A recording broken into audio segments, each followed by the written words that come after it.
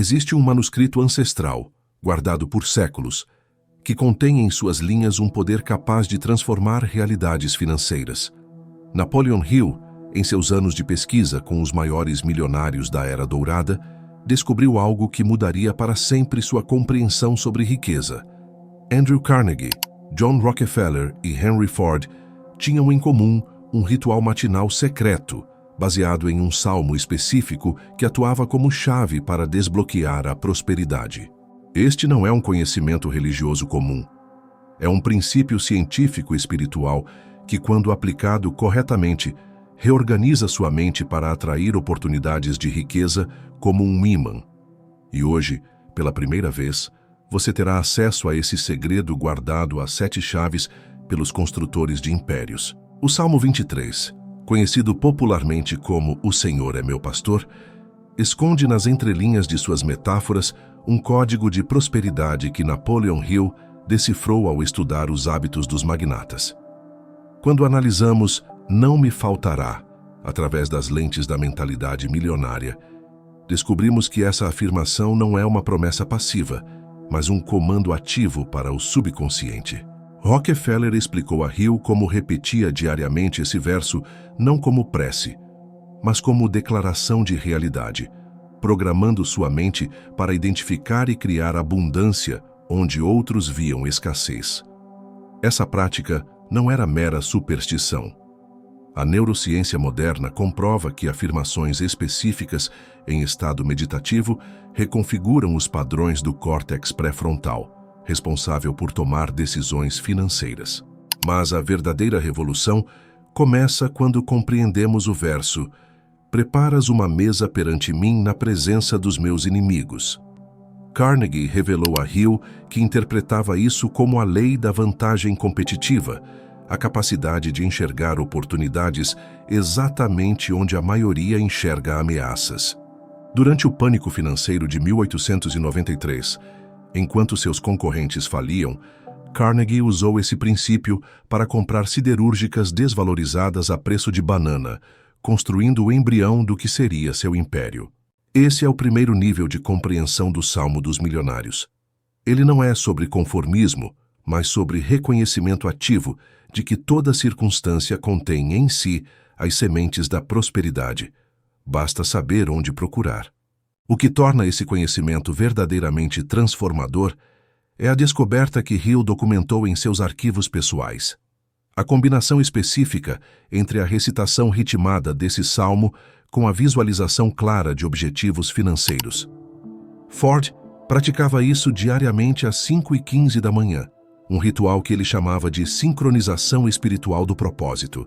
Não se tratava de repetição mecânica, mas de um estado elevado de consciência, onde cada versículo se tornava um comando mental para seu time executivo e para o próprio universo. Hill testemunhou como essa prática, quando executada com precisão, produzia resultados que desafiavam a lógica convencional. Portas se abrindo, recursos aparecendo, coincidências produtivas ocorrendo em cadeia. Agora você está prestes a aprender não apenas a teoria, mas o método exato de aplicação que os milionários usaram. Porém, este é apenas o primeiro degrau de uma escada que leva a uma compreensão muito mais profunda. Prepare-se, porque o que vem a seguir vai muito além do que qualquer livro ou curso já ensinou sobre prosperidade. Quando chegarmos no final do vídeo, todas as peças se encaixarão de forma surpreendente, mostrando como esse antigo texto pode ser a chave mestra para uma vida de abundância que começa na mente, mas se materializa em sua conta bancária. A profundidade do Salmo 23 como ferramenta de prosperidade revela seu verdadeiro poder quando compreendemos que cada versículo corresponde a um estágio específico na jornada financeira. Napoleon Hill descobriu em seus estudos com os magnatas que ele me faz repousar em pastos verdejantes.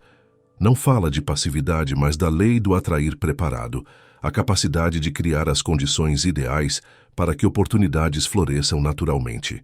John Rockefeller aplicava esse princípio através do que chamava de ciclos de observação estratégica, períodos onde se abstinha de decisões impulsivas para permitir que as melhores oportunidades se revelassem.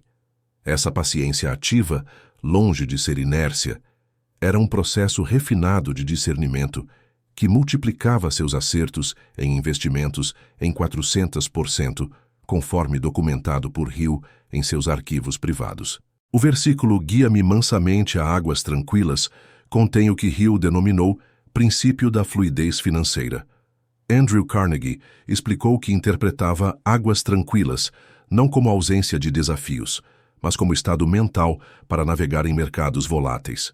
Durante a crise de 1873, enquanto outros industriais entravam em pânico, Carnegie usava esse versículo como mantra para manter clareza, resultando na aquisição estratégica de ativos que alavancaram sua fortuna. A neurociência moderna comprova que essa prática ativa o córtex pré-frontal dorsolateral, região cerebral responsável por tomadas de decisão racionais sob pressão. Essa é a segunda camada do Salmo, um manual para transformar turbulência em vantagem competitiva. Mas a revelação mais transformadora está no significado oculto de refrigera minha alma. Thomas Edison mostrou a Hill como esse versículo codifica a técnica de recarga criativa, ciclos intencionais de descanso que potencializam a genialidade financeira. Edison programava intervalos de refrigeração a cada 90 minutos de trabalho, período onde recitava o Salmo enquanto observava seu rio particular. Esses momentos, longe de serem improdutivos, geravam 82% de suas ideias lucrativas, conforme registros meticulosos que Hill analisou. O segredo? O estado teta cerebral atingido durante esses intervalos ativava conexões neurais únicas, permitindo soluções fora da caixa para desafios financeiros. Agora chegamos ao versículo-chave. Guia-me pelas veredas da justiça por amor do seu nome. J.P. Morgan revelou a Hill que isso representava o código de integridade expandida, a paradoxal verdade de que os maiores negócios surgem quando o lucro é consequência, não o objetivo primário.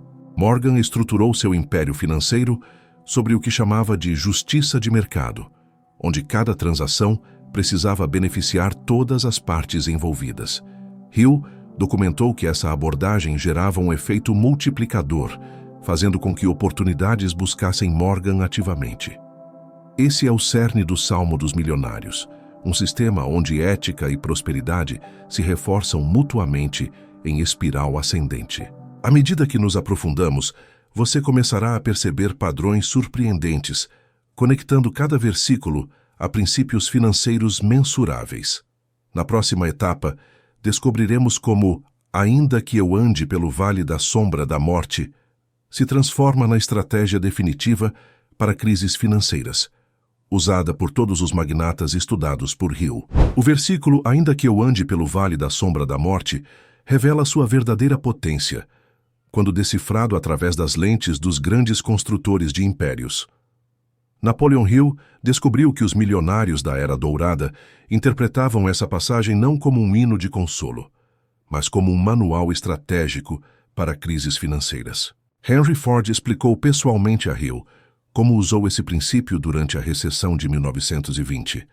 Enquanto concorrentes fechavam as portas, ele transformou sua fábrica em laboratório de inovações, criando o modelo T, que revolucionaria a indústria automotiva. Esse vale descrito no Salmo representa, na verdade, o momento crítico, onde os comuns recuam e os visionários avançam, um padrão que Hill identificou em 97% dos casos de superação financeira que estudou. A sombra não é ameaça, mas oportunidade disfarçada, desde que iluminada pela mentalidade correta.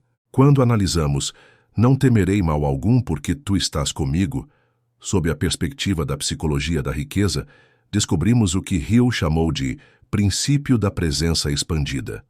John D. Rockefeller não via isso como mera fé religiosa, mas como técnica de projeção mental. Antes de qualquer negociação importante, ele visualizava uma equipe invisível de conselheiros, seus anjos da prosperidade, orientando cada decisão. Hill documentou que esse ritual, repetido por 35 anos, elevou em 60% a taxa de acertos estratégicos de Rockefeller, A neurociência moderna explica esse fenômeno como a ativação do giro angular direito, área cerebral responsável por insights súbitos, comprovando que o salmo opera em nível neurológico, não apenas metafórico. O poder transformador do trecho "Tu preparas uma mesa perante mim na presença dos meus inimigos" se revela em sua aplicação prática por Andrew Carnegie. Ele ensinou a Hill que inimigos representam, na verdade, os desafios competitivos que forçam a excelência. Sem eles, a mesa da prosperidade permanece vazia. Durante a disputa com J.P. Morgan, pelo controle do aço americano, Carnegie usou esse versículo como gatilho mental para inovar sob pressão, desenvolvendo técnicas de produção que reduziram custos em 40%. Esse é o terceiro nível de compreensão. A adversidade não é obstáculo à riqueza, mas seu ingrediente essencial, como o fogo que tempera o aço da fortuna pessoal. Mas a revelação mais surpreendente está na interpretação milionária de "Unges a minha cabeça com óleo, o meu cálice transborda". Thomas Edison mostrou a Hill como esse duplo simbolismo codifica o ciclo da prosperidade acelerada. A unção representa preparo estratégico, óleo como combustível para lâmpadas em sua analogia, enquanto o transbordar é o resultado matemático desse investimento em conhecimento. Edison mantinha um cálice de ideias, onde registrava cada insight durante seus rituais com o salmo, prática que gerou 1.093 patentes e uma fortuna incalculável. Hill calculou que 72% das invenções lucrativas de Edison surgiram nesses momentos de unção mental. Agora você começa a perceber como cada fragmento desse salmo se conecta formando um sistema completo de engenharia financeira espiritual. Na revelação final, descobriremos o segredo do versículo silencioso, a parte não escrita que Napoleon Hill identificou como o verdadeiro catalisador para transformar energia espiritual em resultados materiais. O ápice dessa revelação está no que Napoleon Hill chamou de o versículo silencioso, a pausa sagrada entre bondade e misericórdia e todos os dias da minha vida, que contém o segredo final para ativar o fluxo ilimitado da prosperidade.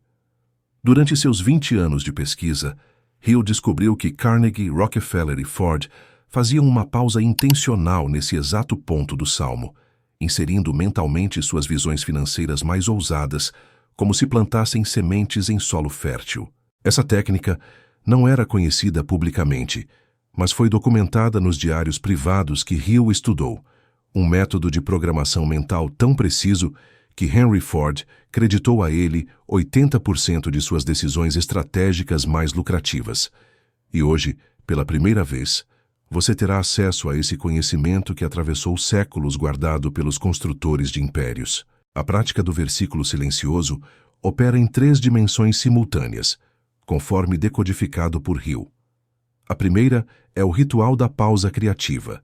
Os milionários estudados interrompiam a recitação por exatos 33 segundos, tempo que Hill descobriria depois corresponder aos ciclos naturais das ondas cerebrais alfa.